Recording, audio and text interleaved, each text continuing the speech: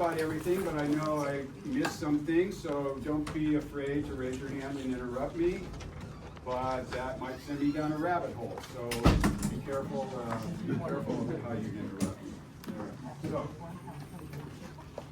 today, orchids are unique plants. They are epiphytes, and by epiphytes, that is a plant that grows without soil. They evolved from the ground to get up into the trees, rock out croppings,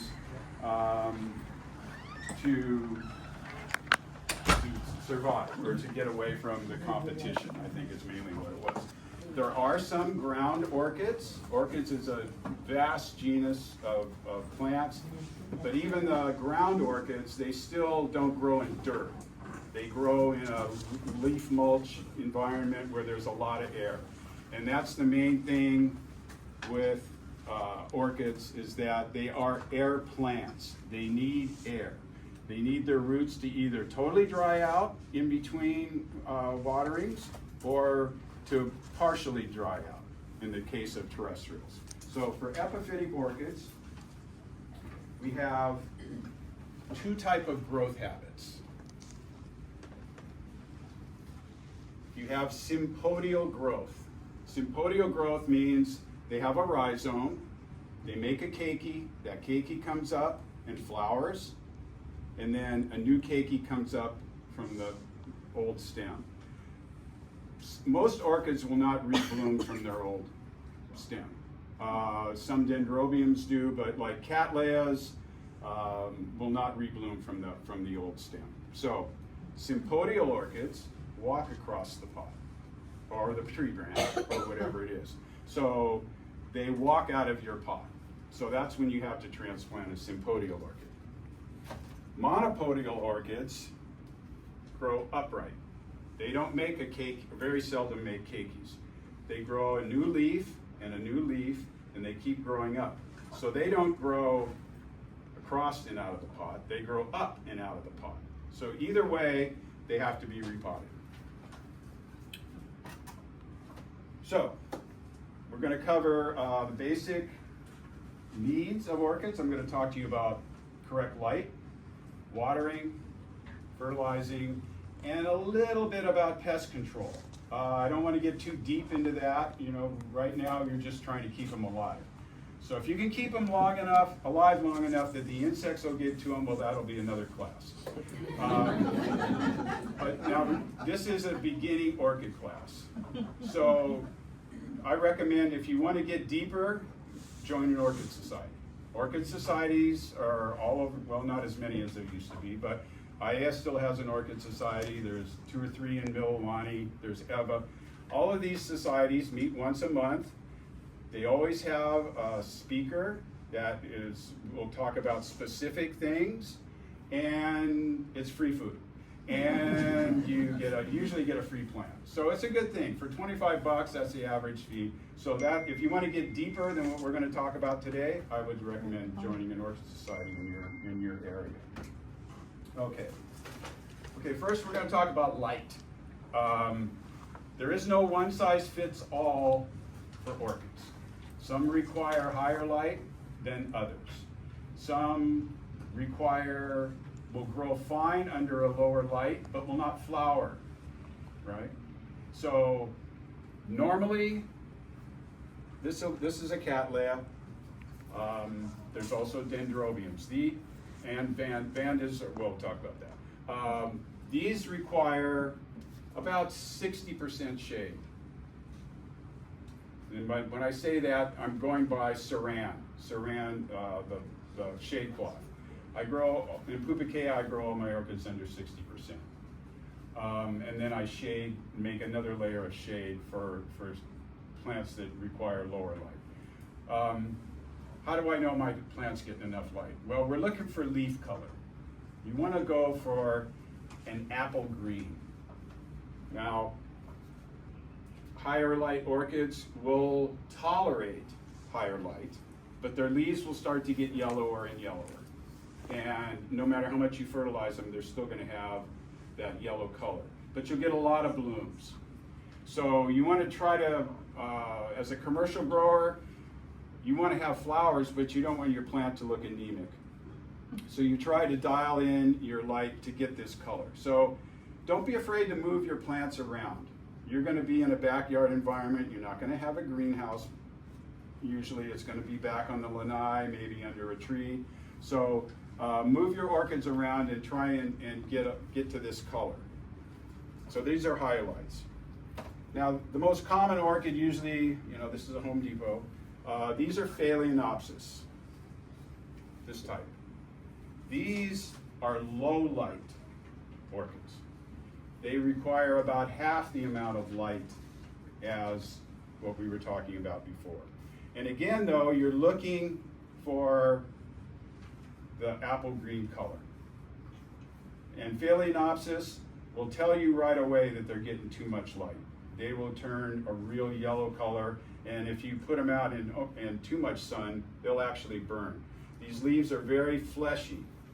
They're not, sympodial orchids have pseudobulbs. These pseudobulbs store moisture. And so the leaves are a lot tougher because they don't have to absorb, they don't have to hold so much water. A Phalaenopsis does not have a pseudobulb. So it's storing all its water in its leaves. So they're a lot more delicate. So they require considerably less light. Okay? That's why these are ideal houseplants, because the light inside the house or in a sunny window, they're fine with that. Whereas a Cattleya or a Dendrobium, you might keep him in the house while he's in bloom, but when those blooms fall off, he's not going to be happy in the house. He's not getting enough light. Okay? So those are the two basic light requirements for what we're going to talk about today. We're going to be talking about a Phalaenopsis monopodial. We're going to talk about a Cattleya sympodial. And those are the two different lights. Any questions on light? Okay? All right. Second is watering. Okay?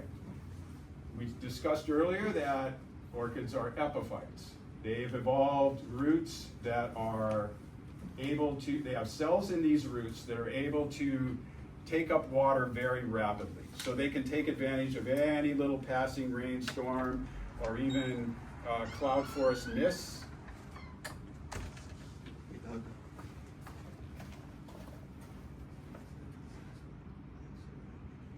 Oh, okay. So I got to just initial it? Yeah. Oh, you gave me a. Thank you. All right. Okay. So yeah, these roots are able to take up moisture very quickly. Now this is a good example because you can see through the pot and you can kind of see this coloration right here, how the root is white. Okay, as soon as we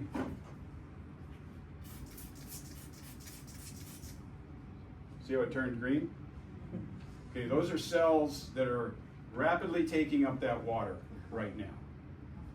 The problem is these cells in these roots don't have a shutoff valve. They can't say, okay, I got enough water, I'm not going to take up any more water. They will continue to take up water as long as there's available moisture in the pot. Now remember, we're doing an unnatural thing here. We're taking a plant that grows on a tree or on a rock, where the roots will rapidly dry out, and we're sticking them in a pot where they're not going to rapidly dry out.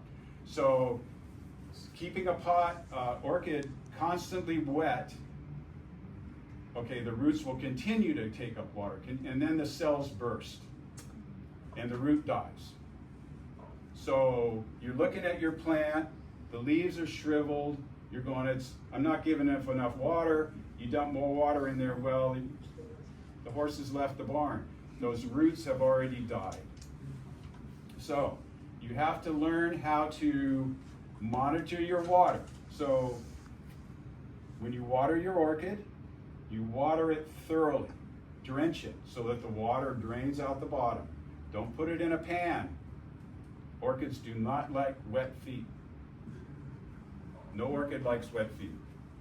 So allow it to dry out. And actually, the sales technique of this is really good because you can see the roots inside on this, and you can say, oh, looking white. The best way to do it though is by weight. So you water your orchid, feel the weight. In 2 or 3 days, lift it up again. It should be noticeably lighter. That's when it's time to water it again. So depending on your environment, 2 to 3 days, maybe 4 days, is when you should water again. But do not keep your media constantly wet. Wet to dry is your watering cycle. Now, if they're outside, how do you control that? Well, I live in Pupukea, it's wet. So I have plants that I have to keep undercover with a clear plastic roof to keep them from getting constantly wet. But the majority of my plants grow outside. For some reason, rainwater, they don't really care if they keep wet in rainwater for some reason. I don't know why. But it is different than watering it with a hose. Okay. So any questions on watering?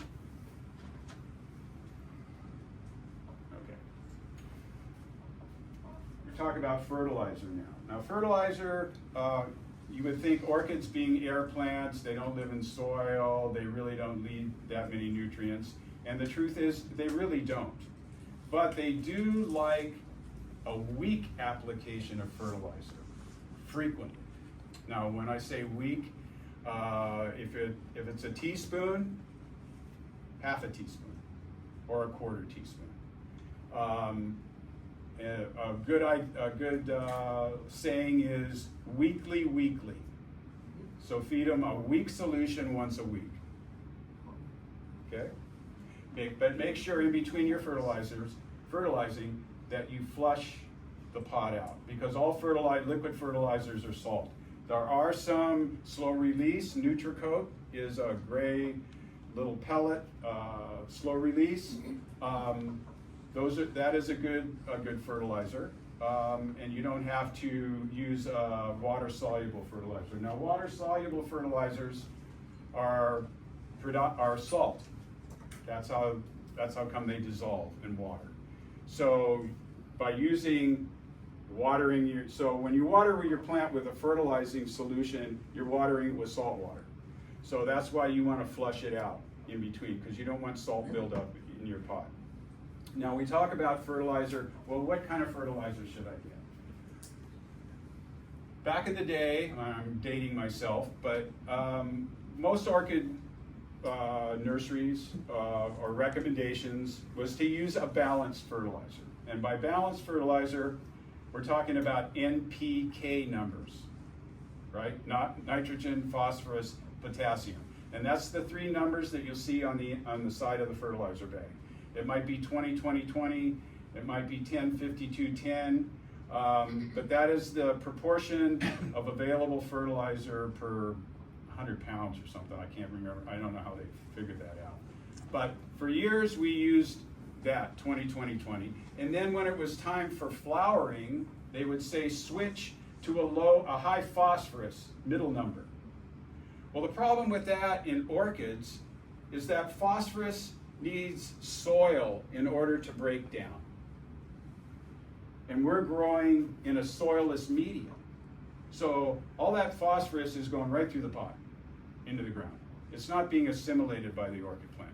So somebody at Michigan State University had the bright idea of using a formulation, a constant feeding formulation of low nitrogen.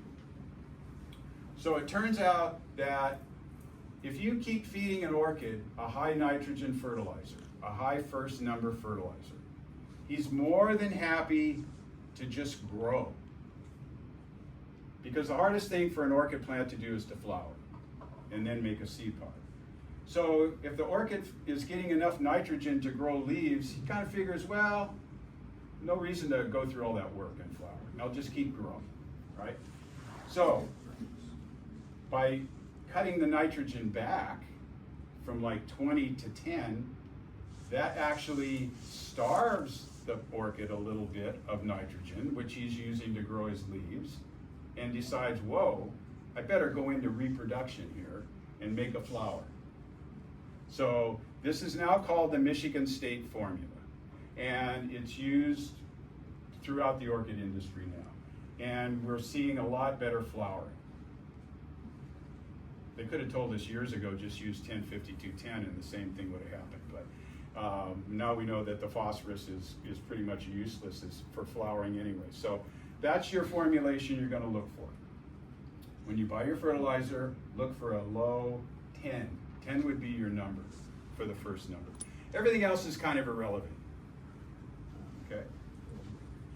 All right. Any questions on fertilizer? So we're going to do it weekly? Yes, sir.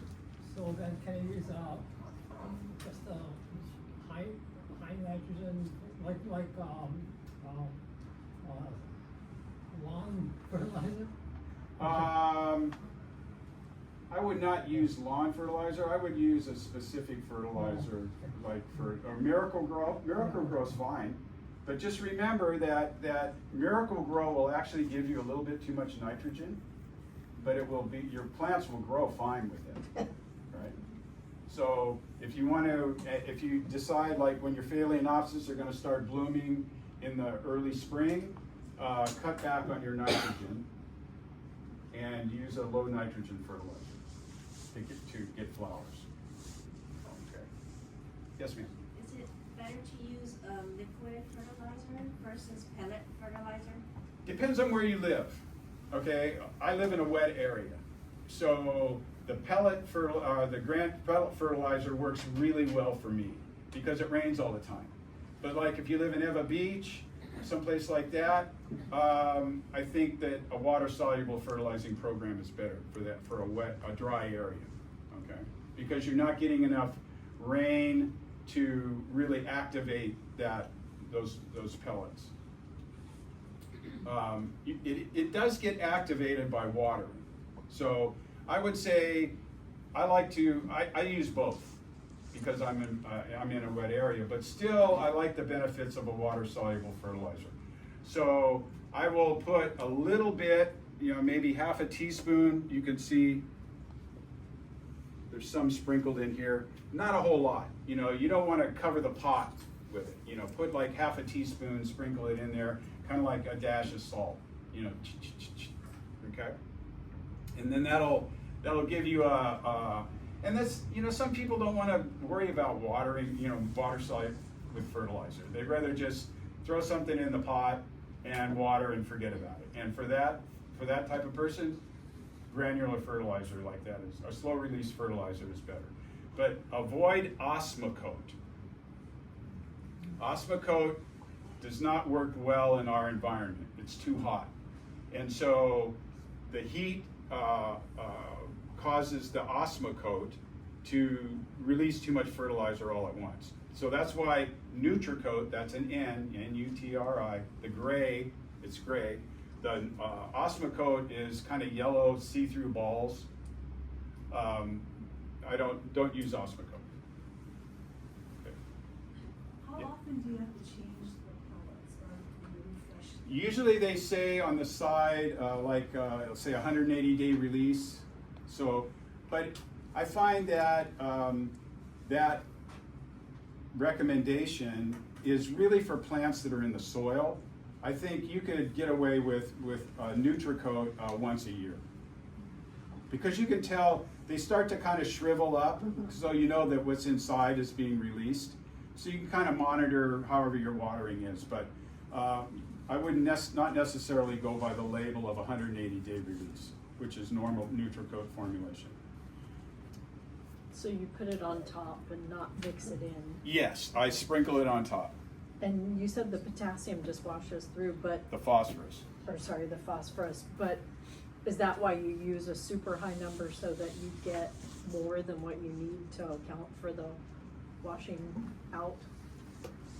I'm not sure I see what you mean. You said was it the potassium or the phosphorus that just Phosphorus washed through? goes right through. Okay, so, but you're using a really super high number so that you get a lot of it, so. In phosphorus? Yeah. No, Michigan State Formula has a low phosphorus number. Oh, It's like 13.6, 13 or something. Oh, I like thought that. you said 105210. Well, that's the old school. Oh, okay. That's the old days. Okay. That's what they told you to use. Okay. High That's what I phosphorus was confused. makes more flowers.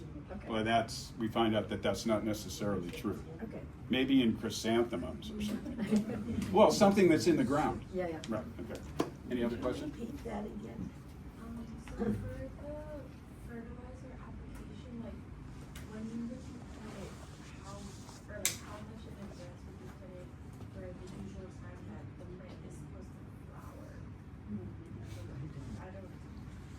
Well, if you use a Michigan State formula with a low 10 number, you don't have to worry about when to do it. Just keep fertilizing. That's the beauty of this new way to do it. Before we had to go, okay, is it flowering time? I got to switch my fertilizer. Now we don't care about it. Just use that all the way through. That you're getting enough nitrogen from the low first number. Orchids don't need that much nitrogen. In fact, too much nitrogen is going to give you less flowers. So yeah, we don't got to, you can throw away all that different formulations and just stay with one, which makes it a lot less. So that was 10, 13? It's like, I think it's 10, 6, I'm not sure. You can look up Google Michigan State formula, and that'll give you an idea. Thank God for Google.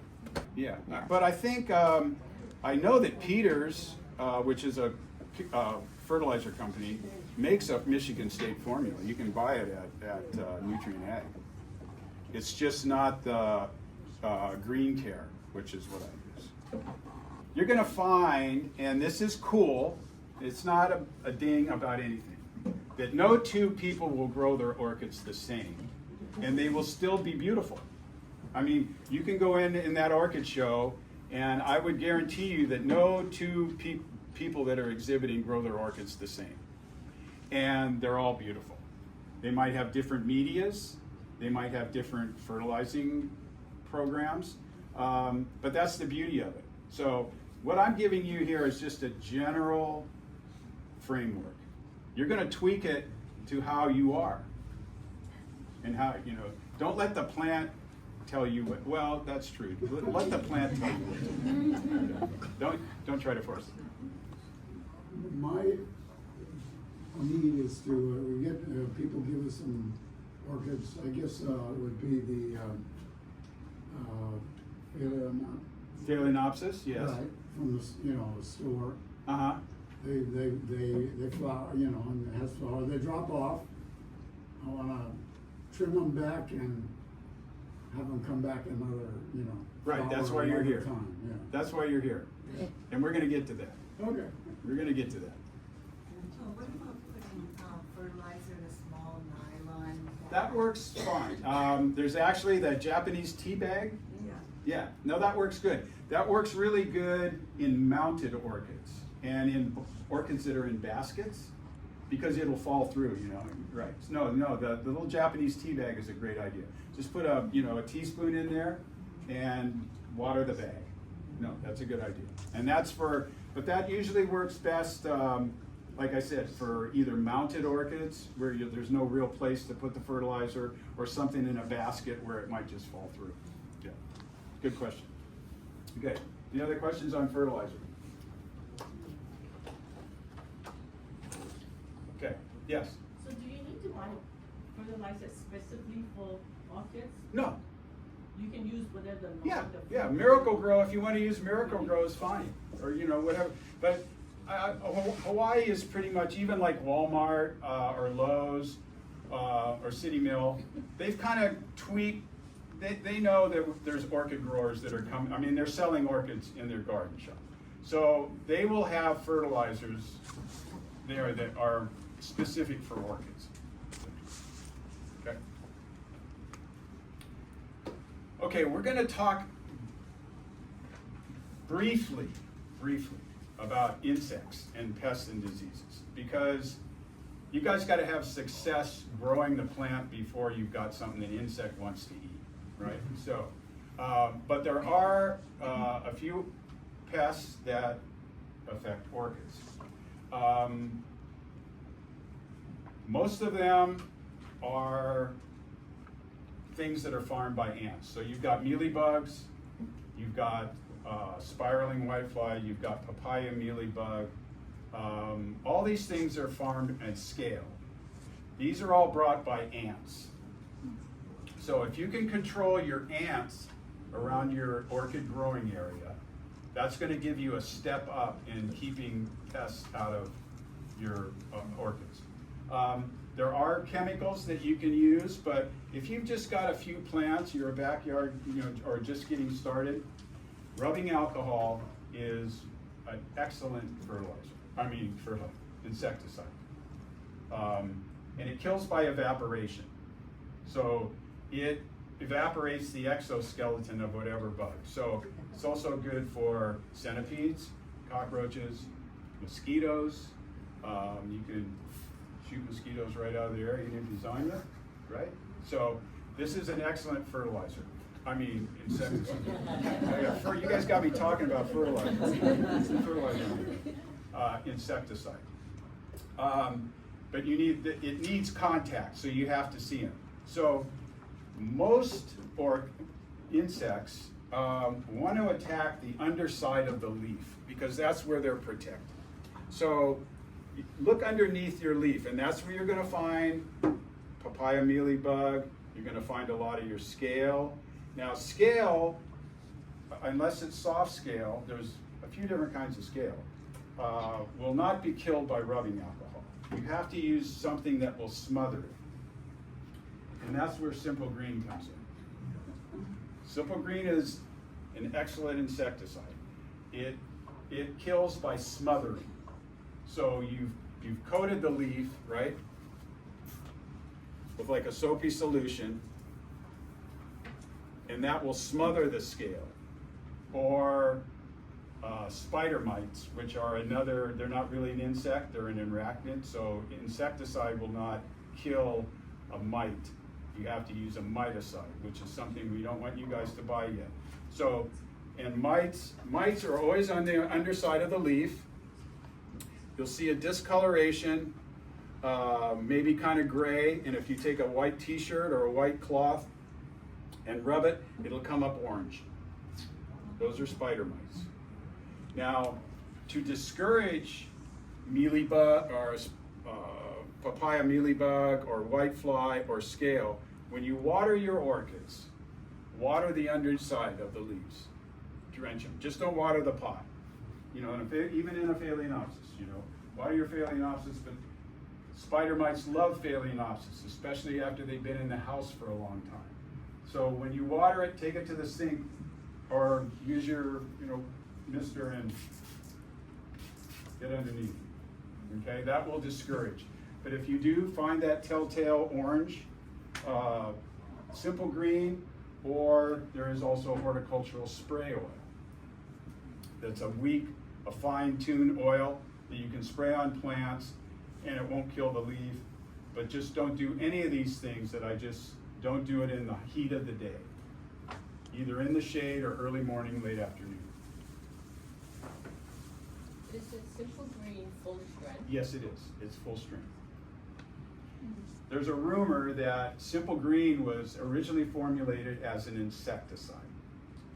But because the EPA processing was so strict, they decided to make it a cleaning. So, yeah, go figure. It's not safe to spray on your plants, but you can spray it on yourself or whatever, right? Yeah, so, okay, good. I don't know. Okay. Any other questions on bugs? Yes? Does neem oil work? Yes, it does. And it works the same way. It's a smother. You've got to be really careful with neem oil. Neem oil is can be very phototoxic. So you don't do it in the full sun. Don't do it in the heat of the day. Even more so than horticultural spray oil or Simple Green. But it works very well. And there's also been a new formulation of a systemic neem oil, which I think is very promising. It's a wettable powder, so they've taken all the properties of neem and they've been able to process it into a wettable powder that is systemic. But that's still, it's real expensive. It's a little don't worry about that stuff right now. But it is promising because it is an organic insecticide. Okay? How many days in between treatments? I'd give it a, well, with rubbing alcohol, as much as you want. Yeah, but when you're coating something with a simple green or horticultural spray oil or neem oil, I'd give it a week or so. You know, let it, because it'll wear off. To let it wear off. Does it take off the waxy coat of the leaves? What? This is a particular. Take off the waxy coat? No. No. Okay? Okay. Light, watering, insecticide, fertilizing. Pretty much covered all the things. They're really kind of a low maintenance plant. So main thing is observation. You've got to observe orchids for these kind of things. The one drawback about orchids as opposed to potted plants is that orchids are unforgiving of root loss and leaf loss. Where you could take a tea plant and stick it in the ground and it'll grow. If once an orchid loses its roots, that particular bulb or this lower part will not regenerate. You're going to have to wait for the new roots to either come up from the stem or from the new keiki that's growing. So observation is pretty key. You know, you want to stop it before it goes too far, because then you're almost back to square one. You're raising it from a seedling almost. So observation. All right. So we're going to do a couple of potting demonstrations, which is really why you guys are here. So we're going to talk a little bit about medias. Orchids will grow in a lot of different medias. They can grow in straight blue rock. They can grow in a combination of blue rock and orchid bark. They can grow in New Zealand sphagnum moss. They can grow in cinders. They can grow mounted on a piece of cork or a piece of driftwood or on your coconut palm, if you still have a coconut palm. So there's a varied different amounts of media and types. What I use is orchid bark, which is available at most in any garden section. This is about a 2/3 to 1/2 inch graduation of material. I also use perlite, and I take my mix is 6 parts bark, and by part it can be anything. This is a part. So if you take 6 of these, you would put 1 number 3 perlite, and that's what I use. That's what I use. You can experiment to whatever you like. You know, if it works for you, then grow it in that. There are some drawbacks to some medias. Cinders, for example. In the Big Island, they use a lot of cinders because it's cheap, it's readily available. But they also get a ton of rain. And cinders will hold the salt and the fertilizer that you use.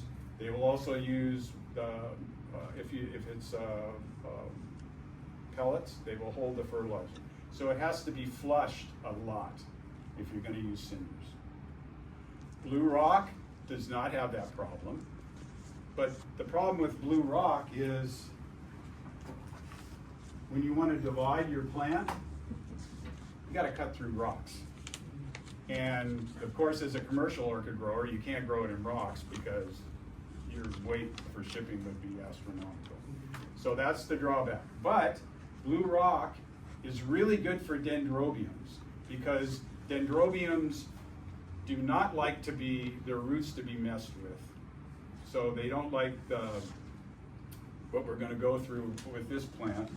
And they also give you a weight. Dendrobiums tend to get tall and top heavy. So blue rock works really good for dendrobiums. So I grow my dendrobiums in a mixture of cinders and blue rock, but that's the only thing I use. Otherwise, I use orchid bark. We're not going to get into the differences of manufacturers of orchid bark because there's quite a few different ones. But if you're going to use orchid bark that you're going to buy from Lowe's or City Mill or Home Depot, I would recommend soaking the bark overnight in a tub. Okay? After you soak it overnight, skim what's floating on the top. Skim that off, and that's what you're going to use for your potting media. Everything that's sunk to the bottom, put in your garden. And because it's a lot of, not all orchid barks are created equal. Okay? Orchiata, orchid bark, is the premier bark. It's from New Zealand. You can get it at Kolar Farmers, or you can buy it from Nutrient Ag in Cunha. It's way more expensive, but it's been killed and dried and it's been processed so that it does not break down in your pot. The problem with some orchid barks is that they start breaking down in your pot very rapidly, and the breakdown of orchid bark changes the pH, and pH is critical for your orchid roots. You don't want to think about this too much, but that's the reason why some medias deteriorate faster than others. So what we're going to talk about today is orchid bark. So we're going to start with a simple, go with a simple.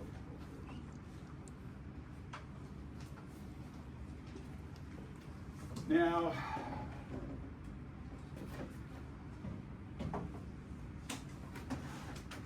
there's going to be two different ways you're going to get a sympodial growth. If you bought normally when you buy a cattleya or a dendrobium, it's going to come in a 4-inch pot, right? So this is a 4-inch cattleya. So what we're going to do with this guy, we're not going to water it before, kind of squeeze, and you should be able to.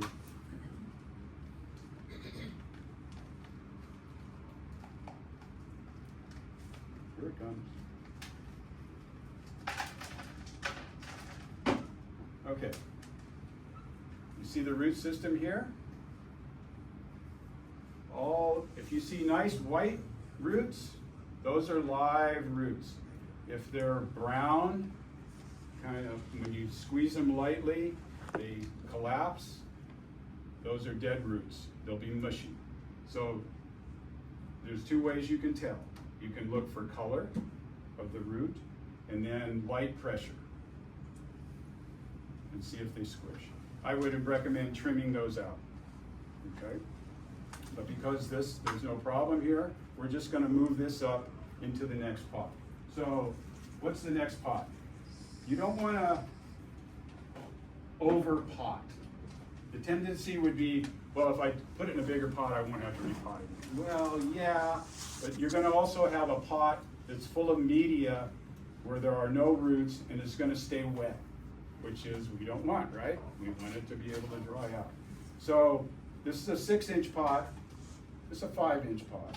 So you can see if I put it in here, how much all that area is gonna have media that is got no roots and is gonna stay wet. So we're not gonna put it in a 6-inch pot. We're gonna put it in a 5. Now, a lot of people like to put something at the bottom for drainage. And this goes back to when we grew them in almost exclusively in terracotta pots.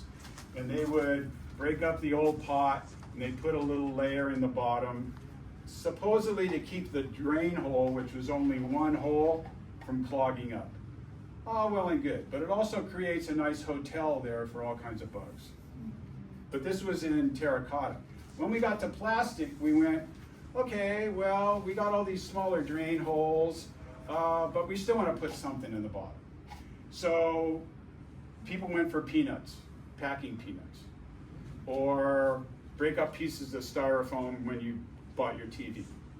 I don't like styrofoam. I mean, I used them for many years, styrofoam peanuts. It just seems I'm putting something in the landfill, right? It's one more thing that I have to worry about putting in the trash. So I started many years ago eliminating peanuts, and I don't see any issue. I mean, my roots go all the way to the bottom. When I transplant, I don't have to worry about putting stuff in the trash. It can always go right into my composting and recycling. So I've eliminated peanuts. You're welcome. I have a good friend, Scott Miyamura. He's got beautiful orchids that he's growing over there. He advocates peanuts. Fine. If that makes you feel good, put it in there, but I don't. So, put a little bit at the bottom, not too much, just to insulate it. And it should, what you want is your pot, you want it to come just about even to the edge of the pot. You don't want it up here, you don't want it too low, because then when it gets to the edge, it will make your emerging growth do a stair step. It'll pop up, and you don't want that. So we just put it back in the back. And this is the easiest repotting you're going to do, because you're just moving it up. You're not messing with any, chopstick works good. And you're just going to basically pack it in. You're not going to hammer this now. You're just going to just make it fit in. Fingers work good. Now this one we're not too worried about. When we transplant the next one, you'll have a little different technique of putting the bark in. You want to use a motion like this, because you want to force the media into the center of the pot and then fill around the outside. So firm pressure, and you should be able to. Now, if this falls off, you didn't pack it hard enough. Okay? Okay, that's number one. Now, you will get a plant tag. Usually the plant you buy will have a plant tag with the name. I find that it's a good idea, I mean, even for myself as a longtime orchid grower, but for you guys, put the date on the back of your tag when you transplant it. Because you'll forget. I forget. Everybody forgets. When did I do that? I mean, I wonder if I should. This will tell you. Okay? Just put a brief date, and if you divided it, you might even put division on the date. But it's a good idea, just so that you know that, oh shoots, it's been 10 years since I tried it.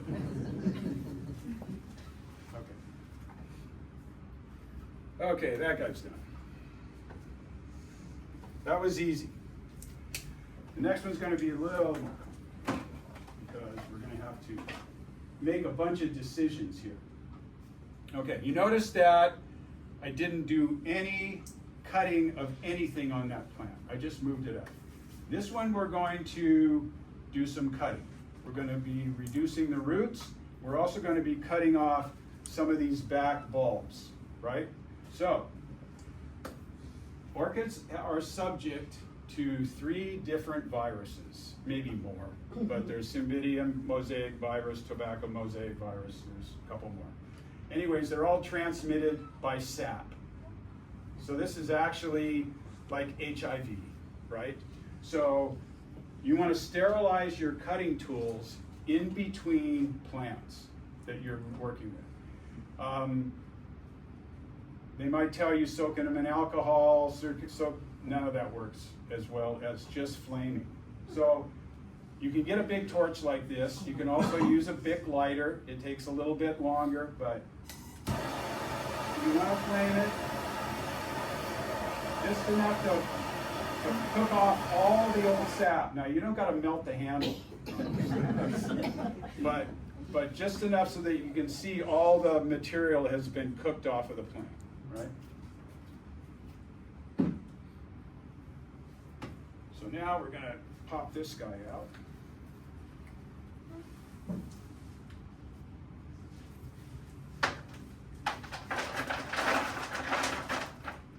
Okay, here we go.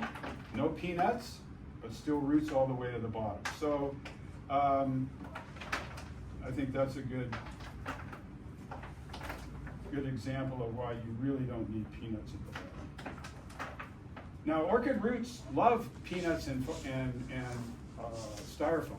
They will attach right to it and grow right through it. So it is a good media, but like I said, we're going back to environmental here.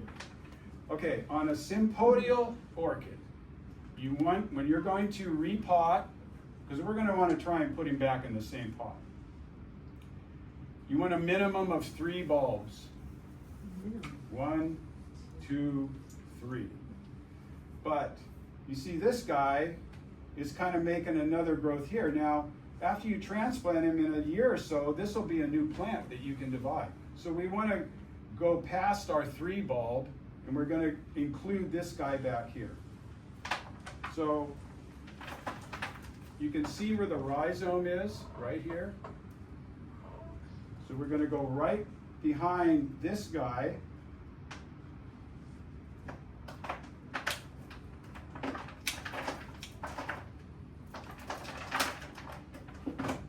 And cut off this back.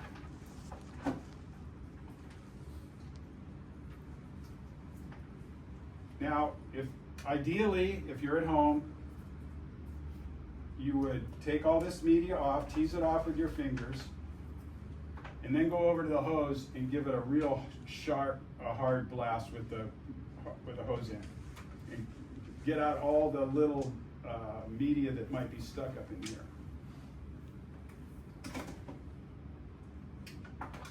Okay, we're going to get it back in this pot. Now we're going to do a little screw cut.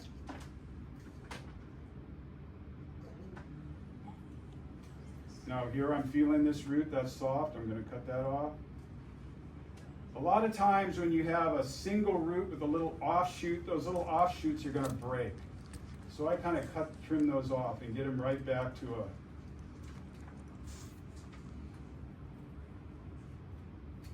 a... Now, so this is our plant we're going to transplant.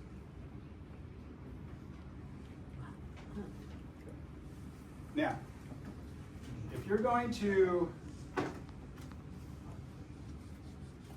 you can really put it back in the same pot if you want to.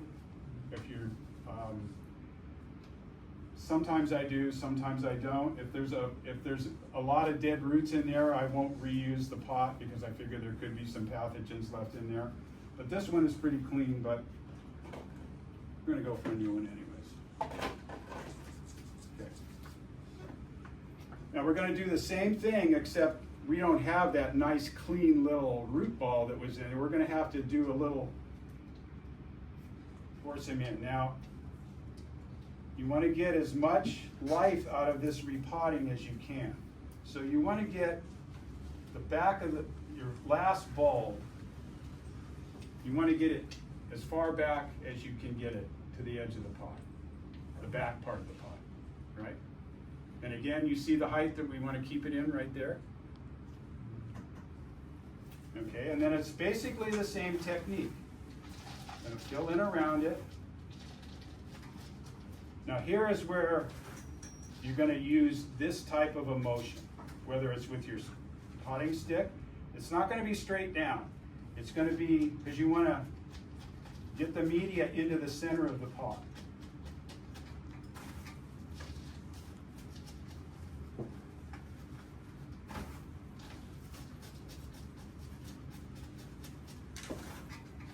Now this doesn't matter if this is a Cattleya or a Dendrobium or anything else that is a sympodial growth. This is how you're going to do it. There's no difference.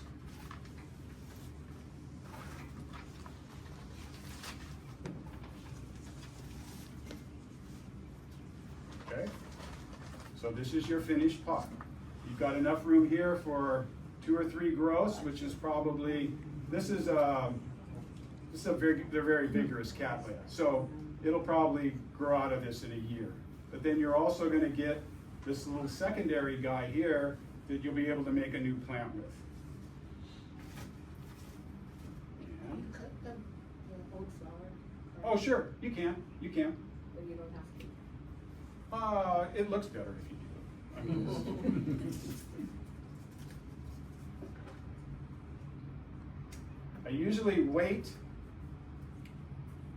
So I don't have to flame my tool to cut that off. I usually wait until it dies off, gets completely brown, and then I take it off. That better? We have a meticulous orchid. Okay, there we go, and okay. It's more critical on this one than on the other one that you're able to do this. Now, you don't got to be dramatic like I'm doing right here. You know, you get it up here and it all falls over. So, but just, you know, just as you're in your potting thing, just kind of lift it up and see if it falls down. Okay. Any questions on this? Yeah. I got the, phalaenopsis that got for gifts. Yeah. And I'm neglected them for a long time. The roots are growing out of the pot and onto the cement. So I was wondering, should I just trim those off before I repot or put them, try to? Okay, we're going to do a phalaenopsis next. Okay. Okay. So right now we're working on sympodial ones, but we're going to do my Home Depot phalaenopsis. Okay, so here we go. Okay. Did you have a question? Yeah, I have a question about the orchid pots. Like, so I'm a ceramicist and I want to make a specific pot for my orchids. Could I put holes on the side? Of course, that'd be ideal.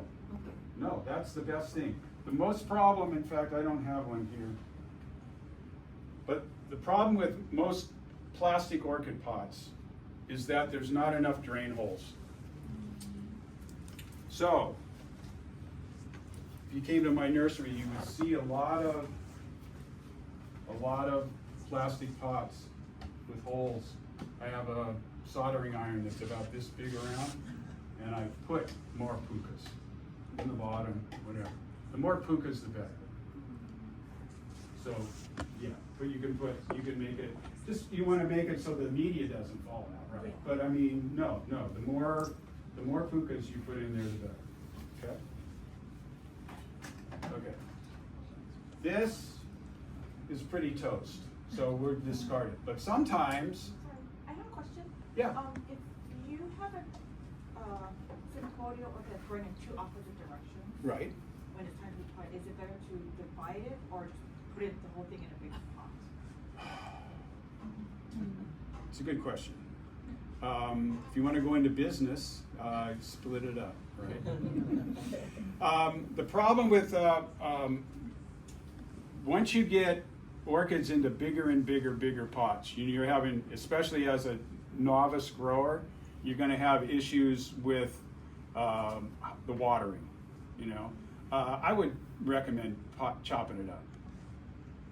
But that's for another, this is beginning. That's it.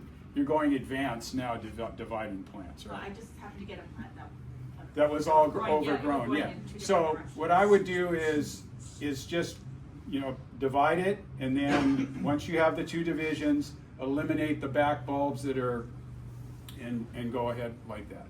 Okay. You were saying about the logs, soak it overnight and then skim off the top. The top is the one that flows up, and that's what you want to keep. That's what you want to keep. So the ones that's all sink and then saturated, so you dump that. Yeah, put it in your compost pile or put it on your, around your, The one that- throw it in your garden or something like that. Right. I have a question about the cataleya. If I heard correctly, you said they don't rebloom from the old stem. So does that mean I would cut the old stem? Okay. Yeah, it's not going to rebloom. Yeah. Okay. And it's Cattleya. Or cataleya. Sir William Catley is what it was named after. Only in Hawaii do we say Cattleya. My dad grew that. And it's cute. And this all goes back to the Japanese growers, right? Because they had problems with the English pronunciation, right? There's a white Cattleya, I think there's one in the show. It was a cut flower that was, you know, everybody grew it. And it was, the name of the Cattleya was Rowena Pro. Well, the Japanese growers couldn't say Rowena Pro, so they called them pearls. And now that name is what all that are called pearls. And if you say, oh, a pearl, oh, we know what you're talking about. Right? So it's cute. Okay. Can I ask a really beginner question? Could you review really quickly, like when you put it in the pot, sometimes I can't tell who's the new stuff and who needs to go against the back of the pot? Like orienting it in the pot. Okay, what do you mean? So who goes against the back of the pot so that So you your really- last viable bulb Okay, so goes that's against the the back. oldest one then. That's the Okay. oldest one, right? Because what you're trying to get is the most bang for your buck. You know, the farther back you can get is the more room for your new growth. And that's what anytime you transplant like this, you are more concerned with the new roots than the old roots. So you want to create an environment for those fresh roots that are coming out to go into a nice clean medium. That's why you want to kind of cut off all the old dead dying roots. You don't want to contaminate your new medium. Okay? Is there a minimum depth that you should have for your roots? Well, no, not really. You're mostly concerned with where the edge of the plant is going to be when it's finished. Like you can see where you want it to be. You don't want it down too far because then the new growth will come and it'll have to step up over. So you kind of want it to come right to the little below the edge. Okay. Or like for the roots itself, does the pot have to be like at least like 5 inches deep? Yeah, well, once you get a mature orchid plant, like a standard Dendrobium or Cattleya, it's going to go into at least a 5-inch. Okay. Any other questions? Okay, now we get to the fun part. When I first started doing this class, of course,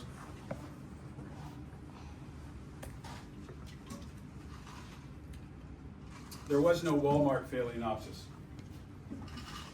So when you bought a Phalaenopsis, whether it was from Richard and Stella Mizuta or Richard Takasi and Wahiwa, you would get a Phalaenopsis that had grown its life in the pot that you bought it in. And what I mean by that is that the plant was transplanted before it was flowering size or coming into flowering size into a pot that it was going to stay in for the final grower, right? And this is, you can come and see this pot right here. This is how we used to buy a Phalaenopsis. See all the roots? See how I can do this? This plant is rooted in this pot. So that's all changed. Now you buy a Phalaenopsis in a pot like this. This is actually a better deal than what it used to be. Because for a while, these Phalaenopsis are raised for mass production. And space is a premium. So they put them in these small pots so they can cram a bunch of Phalaenopsis together. You can see how much room versus this, right? So they grow them like this. And they use New Zealand moss. Because New Zealand moss is ideal because it works really well in small pots. It holds moisture, doesn't dry out too rapidly. They've gone to some of them have gone to this bark mix, which I think is better. I would rather someone buy this plant that they can see what's going on than this plant that's been repotted. Okay, do you see the difference where the media is in this pot as in the first one I showed you? It's because this plant came in a pot like this. They took it out and they stuck it in a bigger pot like that so that it would be more presentable and would stand upright. You can see too, see how this flower spike is just growing like that with no staking, no nothing? Every one of these has to be tied up to a straight up stake because the spikes are all over the place. You know, they put in a box, they're shipped, they're put into another place, and then they're stuck on the bench in Walmart. So when, like I said, this I like that they're going for this, but for a long time they were taking the plant out of a pot like that with New Zealand moss, sticking it into a big pot like this, and just putting this media around it. So you're going to see here when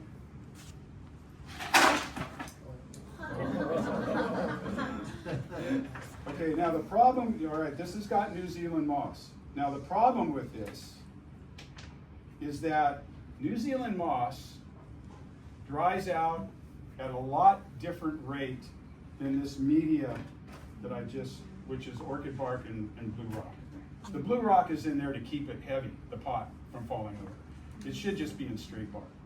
But because this moss, and by the time this plant is at this stage, this New Zealand moss is old.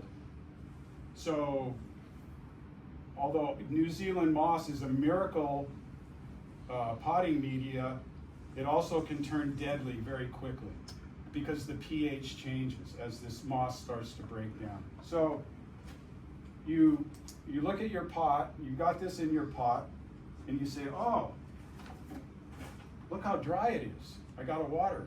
Well,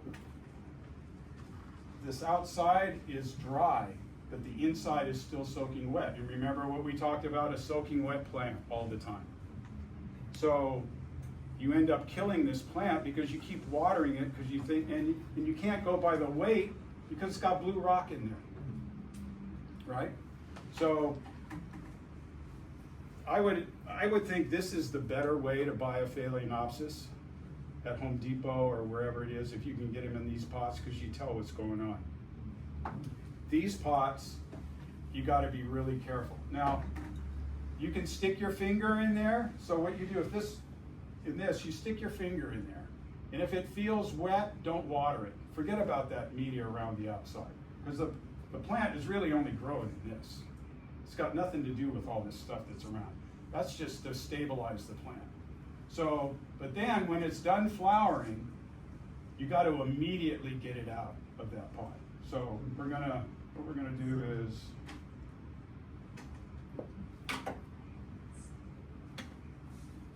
sterilize it.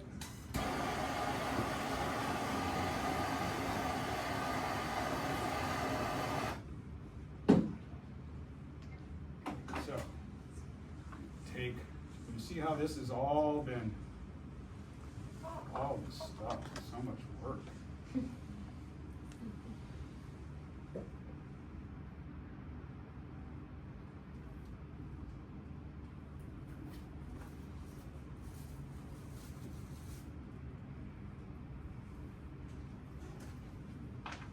Okay, there it goes.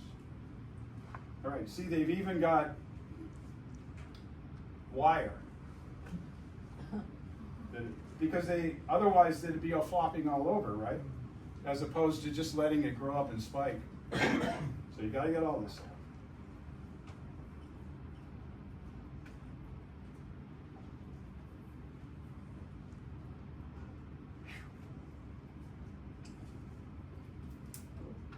Oops, that was good.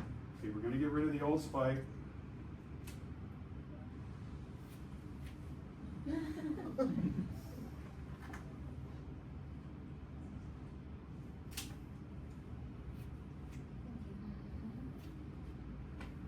Get all of this out of here. First. Now, you want to get rid of all of this.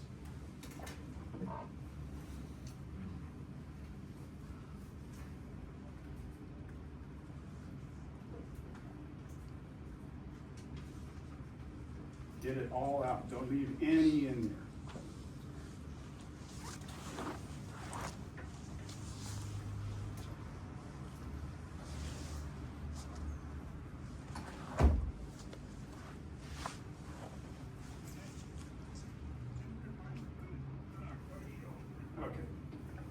Now actually, this was a good job in that it didn't get too watered.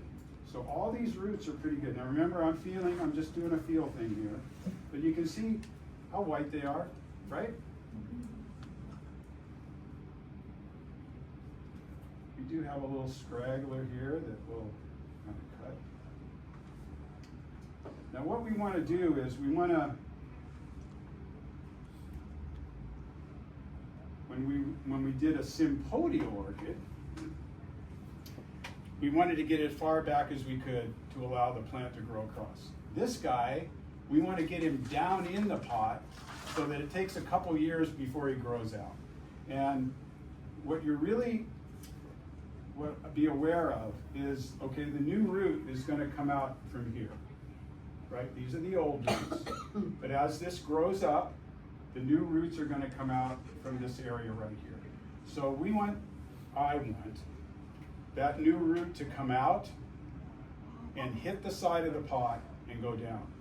I don't want him like he was way up at the top, because now you see how high this was above the edge of the pot. That new root's going to go aerial, which you don't want. It's going to turn out to be the orchid just like you want, right?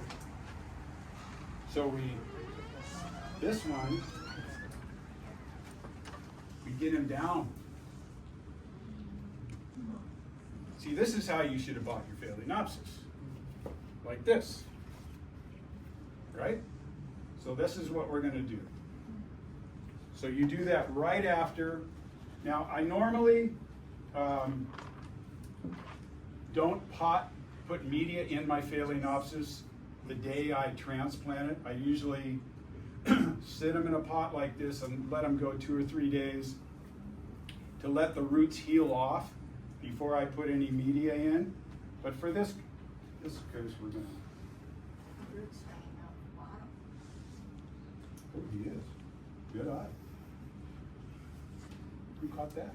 You did. So you don't just chop it off, just move it. Yeah. Okay.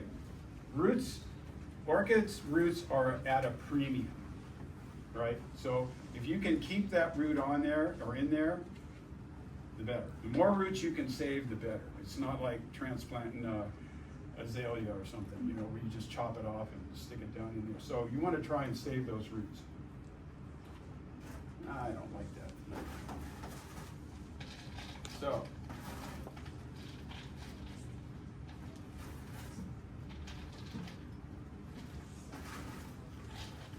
now I'm not going to fill this media up to the top of the pot. I'm going to not do that. So, yeah, let it dry out. Let it dry out. Okay, there's that one. Now this one, I think, is a lot better because it's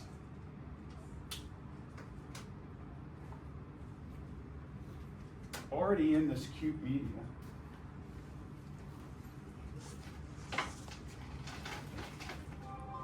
Aha! It did have something in there.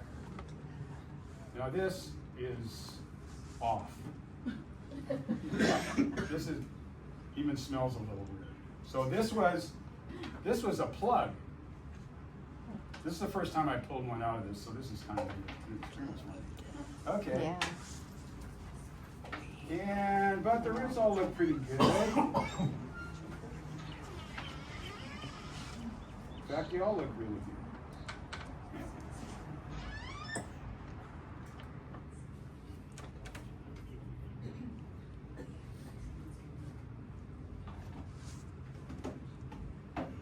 Now, we were talking about trying to put it in as small a pot as you can for a sympodium. For Phalaenopsis, we could put it in this pot, and it would probably do fine. But if we put it in this, 12:13 p.m. it's going to be nice.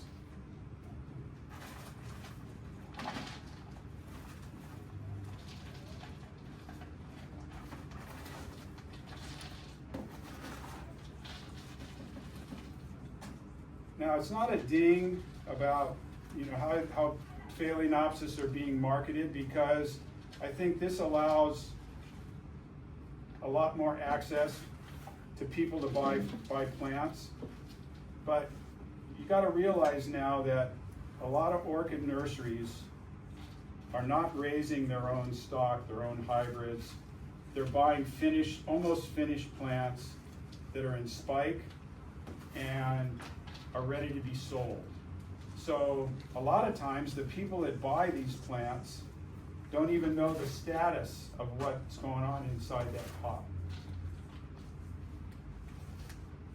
So it's on the consumer, person who buys it, to realize the drawbacks of buying plants like this. You're not getting a plant from an established nurseryman that's grown that plant from the time it was small until it's flowering. In fact, my old partner, if he saw this business model, he'd be turning it over as his grave, because in the old days, if you sold an orchid that was not rooted in a pot, that was the kiss of death for your reputation. You know, it's just like, okay, in the landscape industry, when you're buying potted plants, manila palms, whatever palms, it's sold by pot size. So oftentimes what they'll do is they'll take a 5-gallon palm, put it in a 25-gallon pot, and sell it as a 25-gallon palm. Now that's kind of accepted in that part of the industry, but in orchids, it never was. So you have to realize that once your plant is out of flower, you're going to have to do something to it. You're going to have to repot it and make it more like this. Okay? Anything else? Any other questions? Okay, guys, well, thank you.